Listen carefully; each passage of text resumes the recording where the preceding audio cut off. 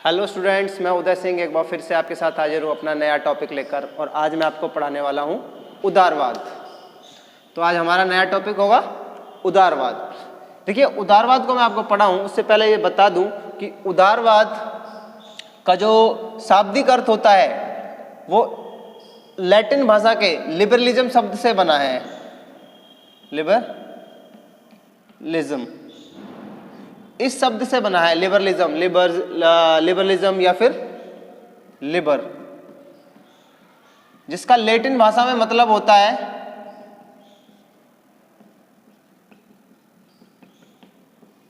स्वतंत्रता या स्वतंत्र या स्वतंत्र। ठीक है, इसका मतलब ये होता है। आई होप इस शब्द से ही आप काफी कुछ समझ चुके होंगे। तो उदारवाद का एक प्रकार से मतलब क्या हो गया? स्वतंत्र या स्वतंत्रता। ठीक है, तो उदारवाद का शाब्दिक अर्थ होता है वह है लिबरलिज्म, जो कि अंग्रेजी में इसे लिबरलिज्म कहते हैं, जो कि मेन भाषा लैटिन भाषा से इसकी उत्पत्ति हुई है और जिसका मतलब होता है लिबर या स्वतंत्रता। अब हम स्टार्ट करते हैं इसके बारे में कि उदारवाद एक्चुअली में है क्या। देखिए, उदारवाद एक प्रकार से उदारवाद एक प्रकार की विचारधारा है। विचारधारा कौन सी? राजनीतिक और आर्थिक। और विचारधारा क्या होती है? विचारों का समूह। अब किसके विचारों का समूह? यह बात अलग है कि यह किसी एक व्यक्ति के विचारों का समूह नहीं है। एक व्यक्ति के विचारों का समूह नहीं है। जैसे कि मार्क्सवाद है। मार्क्सवाद किसकी है? कार्ल मार्क्स का है कि नहीं है? तो ऐसे ही जो मार्क्सवाद कार्ल मार्क्स की विचारधारा है, ऐसे ही उदारवाद किसी एक विचारक की विचारधारा नहीं है। इसमें कई विचारक आ जाते हैं। इसमें कई विचारक आ जाते हैं। जैसे कि हम नाम लेते हैं सबसे पहले जॉन लॉक का। इसे तो उदारवाद की आत्मा कहा गया है। उदारवाद की आत्मा क्यों कहा गया है आत्मा? क्योंकि ये किसकी बात करता है? ये बात करता है फ्रीडम की। फ्रीडम यानी कि स्वतंत्रता। और जब ये स्वतंत्रता की बात करता है तो किसके स्वतंत्रता की बात करता है? व्यक्तियों के स्वतंत्रता की बात करता है। यानी कि राजा को स्वेच्छाचारी होने से रोकता है। कहता है कि राजा को निरंकुश सत्ता नहीं मिलेगी। राजा बंधा हुआ है किससे? लोगों की स्वतंत्रता का हनन नहीं कर सकता। तो जॉन लॉक को उदारवाद की आत्मा कहते हैं। तो जॉन लॉक है, इसके जो विचार हैं वो उदारवादी विचार हैं। इसके अलावा जॉन स्टुअर्ट मिल, ये स्वतंत्रता का पुजारी कहते हैं इसे। ये भी उदारवादी है, बहुत बड़ा। ठीक है, और इसके अलावा बेंथम और इसके पिताजी जॉन स्टुअर्ट मिल के जेम्स मिल, ये सब क्या उदारवादी विचारक है। और ऐसे बहुत सारे उदारवादी विचारक हैं। जैसे कि ग्रीन, टीएच ग्रीन है, टीएच ग्रीन, ये उदारवादी विचारक है। ठीक है, ये हम इन्हें रख सकते हैं किसमें? हम इसे रख सकते हैं नव उदारवादियों में। तो इतने सारे विचारकों के मैंने आपको नाम बताए। तो अब मैं ये बता देता हूं कि एक्चुअली उदारवादी विचारधारा है क्या। इसे जानने के लिए हमें इसके इतिहास में जाना पड़ेगा कि उदारवादी विचारधारा कब आई, इसका विकास कब हुआ। तो इसका विकास होता है, उदारवादी विचार का विकास होता है या जन्म होता है इंग्लैंड में। इंग्लैंड में क्या था? इंग्लैंड में राजतंत्र था। ठीक है, और राजतंत्र में क्या होता है? निरंकुशता थी। ठीक नहीं थी? राजतंत्र में निरंकुशता थी। अब इस निरंकुश राजतंत्र में इंग्लैंड में ही क्या हुआ? एक ऐसा वर्ग का निर्माण हुआ एक ऐसे वर्ग का निर्माण हुआ जो कि शक्ति प्राप्त करना चाहता था। अब इस वर्ग का निर्माण हुआ, एक ऐसे वर्ग का निर्माण हुआ औद्योगिक क्रांति की वजह से। औद्योगिक क्रांति हुई इंग्लैंड में, तो वहां पे लोगों के पास पैसा आया और इससे एक पूंजीपति वर्ग का निर्माण हो गया। अब वो पूंजीपति वर्ग अपने लिए स्वतंत्रताएं, समानताएं, अपने लिए स्वतंत्रताएं चाहता था और शक्ति चाहता था, शक्ति और स्वतंत्रता चाहता था। अब ये जो वर्ग है जो शक्ति और स्वतंत्रता चाहता था, जब उसे शक्ति और स्वतंत्रता प्राप्त होगी तो जाहिर सी बात है टकराव किससे होगा? इंग्लैंड में निरंकुश राजतंत्र से, यानी कि जो राजा स्वेच्छाचारिता से शासन कर रहा है उससे टकराव होगा। तो उससे टकराव यानी कि राजा से टकराव किसका होता है? एक नए वर्ग का। इंग्लैंड में एक नए वर्ग का किससे टकराव होता है? राजा से टकराव होता है एक दूसरे का। चूंकि राजा सभी शक्तियों को अपने पास रखता है और इस शक्तियों का क्या नाम है? बंटवारा चाहिए, यानी कि शक्तियों के जो नियम नीतियां हैं उनमें बदलाव करने पड़ेंगे। इस शक्ति को बांटना है तो ये बदलाव चाहते हैं और बदलाव करके शक्ति किस में ट्रांसफर करना चाहता है ये वर्ग? संसद में। और फिलहाल शक्ति है किसमें? सम्राट या राजा के पास है इंग्लैंड में। लेकिन ये वर्ग क्या चाहता है कि संसद के पास शक्ति आ जाए और सम्राट सिर्फ नाम मात्र का रह जाए। और संसद में क्यों चाहते हैं कि शक्ति आ जाए? क्योंकि संसद के लोग खुद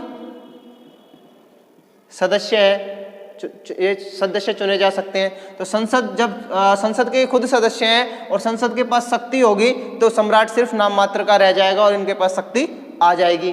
लेकिन इन सब चीजों के लिए क्या करना पड़ेगा?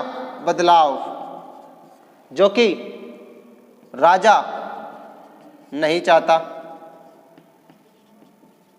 राजा या राजा के पक्ष के लोग नहीं चाहते, जो कि प्रिंस वगैरह हैं, राजा वगैरह हैं और या फिर वो बड़े बड़े सामंत हैं, वो ऐसा नहीं चाहते हैं क्योंकि शक्ति के मालिक अभी राजा और राजा के सपोर्टर्स हैं।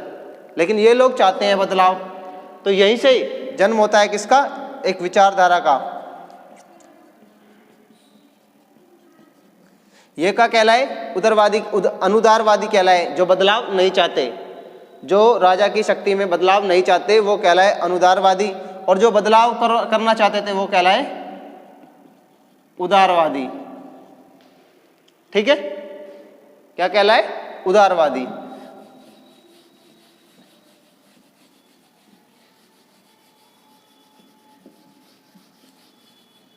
यहीं से स्टार्ट होती है उदारवादी विचारधारा। यानी कि उदारवादी विचारधारा के लोग किसमें विश्वास करते हैं? स्वतंत्रता और लोकतंत्र में। यानी कि वह निरंकुश राजतंत्र को उन्होंने नकार दिया है, वह बदलाव चाहते हैं। यह राजा की जो निरंकुश शक्ति है उसको खत्म कर देना चाहते हैं और उसमें बदलाव लाना चाहते हैं। तो ये किसका पर्यायवाची बन गया है? किसका पर्यायवाची बन गया है? एक प्रकार से विकास और तरक्की, उन्नति, प्रगति आदि का। तो उदारवादी एक वो विचारधारा है जो स्वतंत्रता, समानता, लोकतंत्र इन सब में विश्वास करती है। ये है राजनीतिक रूप से। ठीक है, इसकी एक और विचारधारा है आर्थिक रूप से, जो ये मानती है कि राज्य को आर्थिक मामलों में हस्तक्षेप नहीं करना चाहिए।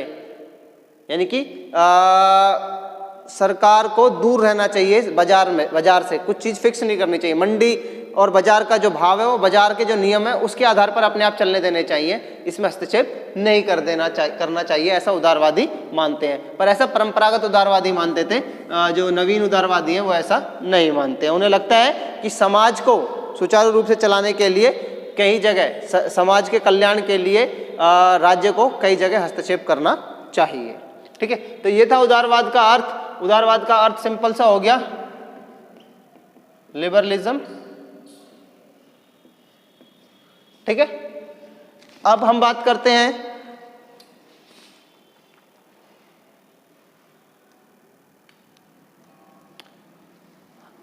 कर लेते हैं उदारवाद की विशेषताएं, या फिर हम कह सकते हैं इसके मूल सिद्धांत, कि उदारवाद के कौन कौन से मूल सिद्धांत हैं या उदारवाद की मान्यताएं क्या क्या हैं, कि उदारवादी जो विचारधारा है वो क्या मानता है। देखिए, उदारवादी विचारधारा का जो सबसे पहला मानना है वो ये है कि मानव के विवेक में विश्वास करता है। वो मानव के विवेक में, वो कहता है कि मानव को स्वतंत्र कर दो, मानव को स्वतंत्र कर दो। क्यों? क्योंकि मानव के पास इतना विवेक है, वो अपना अच्छा भला खुद सोच सकता है, इसलिए राज्य को उसके ऊपर अपने आदेश थोपने नहीं चाहिए। सेकंड है मानव स्वतंत्रता में अटूट विश्वास। वह कहता है कि मानव को स्वतंत्र कर दो। जब तक मानव को स्वतंत्र नहीं करोगे तो उसका विकास नहीं होगा, और मानव के विकास के लिए जरूरी है कि उसे स्वतंत्रता प्रदान की जाए। तो ये मानव की स्वतंत्रता के भी पक्ष में है, यानी कि मानव के विवेक के पक्ष में है, मानव की स्वतंत्रता के पक्ष में है। यह राजा या सरकार को इतना ताकतवर नहीं बनाना चाहता कि उसकी स्वतंत्रताओं का हनन कर ले। शासकीय स्वेच्छाचारिता का विरोध। उदारवाद का एक और इम्पोर्टेंट फैक्टर ये है कि यह जो राजा होते हैं यानी कि शासक होते हैं, उनकी जो स्वेच्छाचारिता होती है, स्वेच्छाचारिता का मतलब होता है मनमर्जी। मनमर्जी के विरोधी हैं कि मनमर्जी नहीं चलेगी भैया, स्वेच्छाचारिता नहीं चलेगी, कानून सबसे ऊपर होगा। ये कानून की सर्वोच्चता की बात करते हैं। उदारवादी किसकी बात करते हैं कि भैया कानून के हिसाब से होगा सब कुछ, कानून ही सबसे बड़ा होगा, राजा से भी बड़ा होगा कानून, राजा भी कानून के हिसाब से चलेगा। ठीक है, एक और इनकी अच्छी बात क्या है कि ये व्यक्ति के प्राकृतिक अधिकारों की धारणा में विश्वास करते हैं। ये कहते हैं कि हर व्यक्ति के प्राकृतिक अधिकार होते हैं, उनको कोई नहीं छीन सकता। इनमें हम नाम ले सकते हैं जॉन लॉक का। जॉन लॉक कौन है? एक उदारवादी विचारक है, जिन्हें हम कह सकते हैं उदारवाद की आत्मा। इन्हें उदारवाद की आत्मा भी कहा जाता है, जॉन लॉक को। ये क्या कहते हैं? ये कहते हैं कि व्यक्ति के 3 प्राकृतिक अधिकार होते हैं। कौन कौन से? जीवन, संपत्ति और स्वतंत्रता। कहते हैं ये 3 प्राकृतिक अधिकार हैं जो प्रकृति ने मनुष्य को दिए हैं। इन्हें कोई राजा भी नहीं छीन सकता, कोई शासक भी नहीं छीन सकता इन्हें।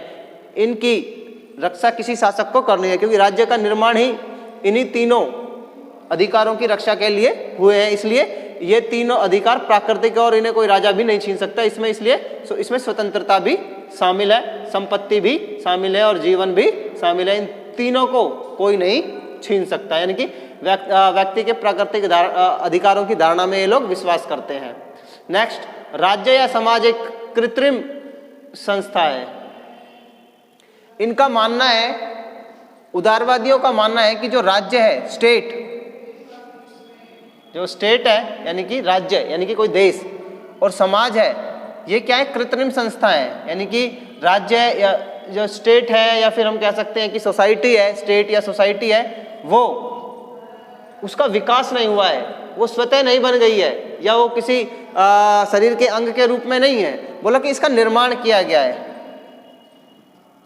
बोली सोसाइटी या राज्य का निर्माण किया गया है किसके द्वारा? लोगों के द्वारा। समझौतावादी विचारक है ना, वो कहते हैं कि राज्य का निर्माण लोगों ने आपसी समझौते से किया है। जॉन लॉक भी उनमें से एक है, समझौतावादी विचारक हैं जो कहते हैं कि राज्य का निर्माण लोगों ने आपसी सहमति या समझौते से किया है। और राज्य का जब निर्माण किया है तो उसका निर्माण करने की वजह यह है कि ये जो 3 अधिकार हैं, इन तीनों अधिकारों की रक्षा करने के लिए राज्य का निर्माण किया जा रहा है। तो ये जो राज्य है, इनका निर्माण किया गया है, और इसका निर्माण करने की वजह यह है कि ये लोगों के अधिकार और जीवन को सुरक्षित करेंगे। यानी कि एक जरूरी उद्देश्य की पूर्ति के लिए राज्य का निर्माण व्यक्तियों की भलाई के लिए किया गया है, यानी कि व्यक्तियों ने राज्य का निर्माण किया है। नेक्स्ट, सॉरी ये रहा, व्यक्ति साध्य तथा राज्य या समाज साधन। साध्य और साधन का मतलब समझते हो आप? साधन मतलब एक ऐसा रास्ता, साधन मतलब रास्ता और साध्य मतलब मंजिल, यानी कि उदारवादियों के लिए व्यक्ति साध्य है, जिसे यानी कि जिसको प्राप्त करना है, जिसे प्राप्त किया जाना है। व्यक्ति क्या है? मंजिल है, और राज्य या समाज क्या है? सिर्फ एक साधन है। यानी कि जितनी भी मानवीय चीजें हैं, मानवीय गतिविधियां हैं, वो सब व्यक्ति को केंद्र मानकर की जानी चाहिए, ना कि राज्य या समाज को। यानी कि व्यक्ति ज्यादा महत्वपूर्ण है राज्य और समाज से। राज्य का निर्माण या समाज का निर्माण व्यक्तियों ने किया है, ना कि राज्य ने व्यक्ति का निर्माण किया है।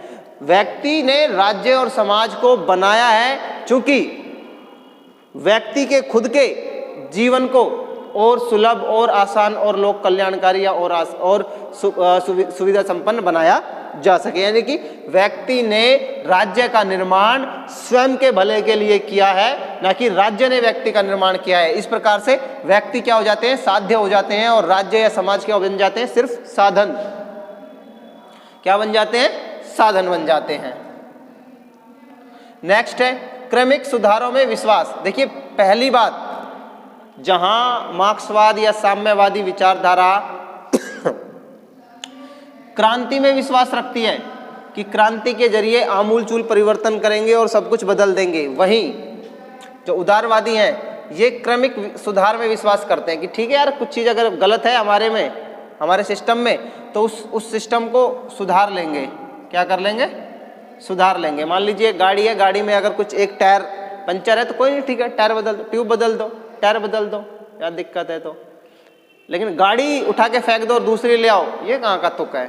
ऐसा ये लोग कहते हैं, क्रमिक सुधारों में विश्वास करते हैं कि ठीक है अभी टायर खराब है, टायर बदल देंगे, इंजन खराब होगा, इंजन बदल देंगे, हेडलाइट खराब है, हेडलाइट, स्टीयरिंग खराब है, स्टीयरिंग, व्हील खराब है, व्हील बदल देंगे।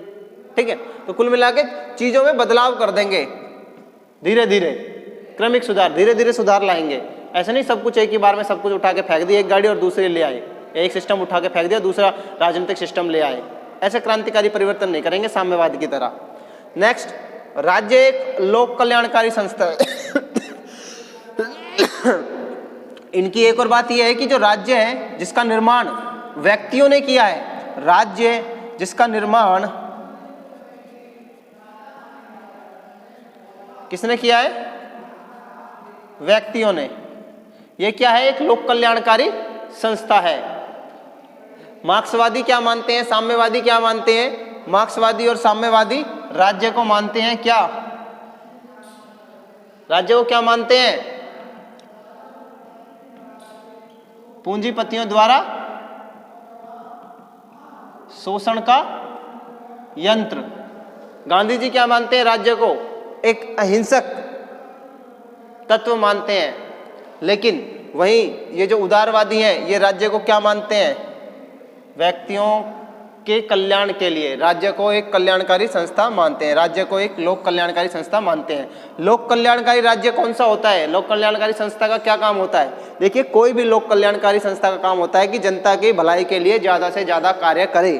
तो उदारवादियों का मानना है कि राज्य का निर्माण इसलिए किया गया है कि जिससे कि यह ज़्यादा से ज़्यादा लोगों को जीवन को फायदा पहुँचाए, ज़्यादा से ज़्यादा लोगों को फायदा पहुँचाए और उनको सुविधाएँ प्रोवाइड कराएं। तो आज के जो स्टेट हैं वह लोक कल्याणकारी स्टेट है। पहले जो राज्य हुआ करते थे वह पुलिस राज्य हुआ करते थे।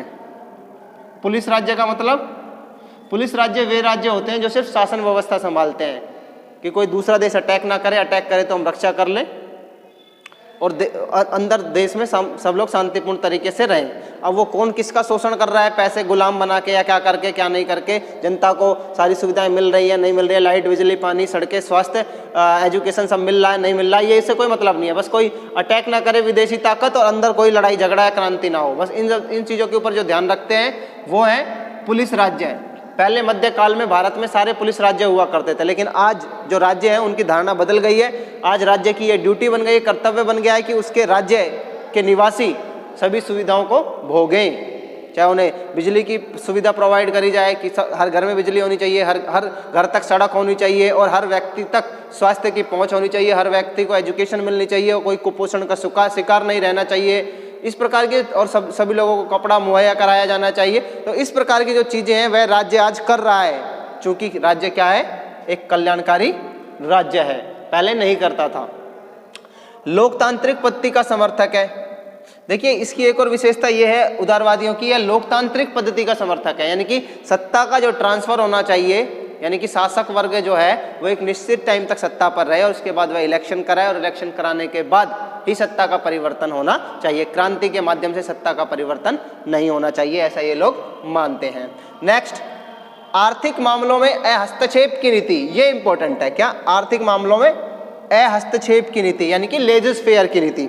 ये लोग मानते हैं कि जो समाज है, समाज में क्या है कि बाजार होते हैं, बाजार में मान लीजिए कोई चीज़ कोई महंगी हो है या सस्ती है, उसे बाजार के नियमों के आधार पर ही छोड़ देना चाहिए। यानी कि अगर किसी समाज में ये पेन बहुत ज़्यादा मात्रा में उपलब्ध है तो इसकी कीमत भले ही कम है तो कम रहनी चाहिए, क्यों? क्योंकि बहुत ज़्यादा है, और अगर नहीं है तो इसकी कीमत बहुत ज़्यादा हो जाएगी, तो वो भी हो जाए, क्यों? क्योंकि ये बाजार में कम है तो भैया ज़्यादा महंगी अपने आप ही हो जाएगी। तो कहते हैं ये नियम होना चाहिए, लेकिन साम्यवादी जैसी व्यवस्था में, समाजवादी व्यवस्था में इस प्रकार के नियम नहीं होते। यहाँ पर कंट्रोल लगा के रखते हैं कि आप इससे ज़्यादा नहीं महंगा बेच सकते, या इससे ज़्यादा सस्ता नहीं बेच सकते, या इससे ज़्यादा महंगा नहीं बेच सकते। इस प्रकार के हस्तक्षेप राज्य के द्वारा किए जाते हैं, यानी कि लोक कल्याणकारी भावना से सभी के भले के लिए, यानी कि समाज के भले के लिए, समाज के कल्याण के लिए राज्य को कई बार आर्थिक मामलों में हस्तक्षेप करने पड़ते हैं। लेकिन यहाँ पर यह बात इनकी गलत है कि आर्थिक मामलों में हस्तक्षेप की नीति को अपनाने के समर्थक हैं। लेकिन ये कौन मानते हैं? ये जो परंपरागत उदारवादी हैं, पुराने, वही मानते हैं। जो नव उदारवादी हैं वो तो स्पष्ट कहते हैं, ग्रीन जैसे विचारक, कि भैया समाज के कल्याण के लिए यदि राज्य को आर्थिक मामलों में हस्तक्षेप भी करना पड़े, आर्थिक नीतियां भी इस प्रकार से बनानी पड़े, आर्थिक नीतियों में भी हस्तक्षेप करना पड़े तो करना चाहिए। क्यों? क्योंकि सभी तक सुविधाओं की पहुंच के लिए राज्य जिम्मेवार है। तो ये है आपका उदारवादी विचारधारा और उसके मेन सिद्धांत। आई होप आपको समझ में आ गए होंगे। आज के लिए बस इतना ही काफ़ी है। Thank you.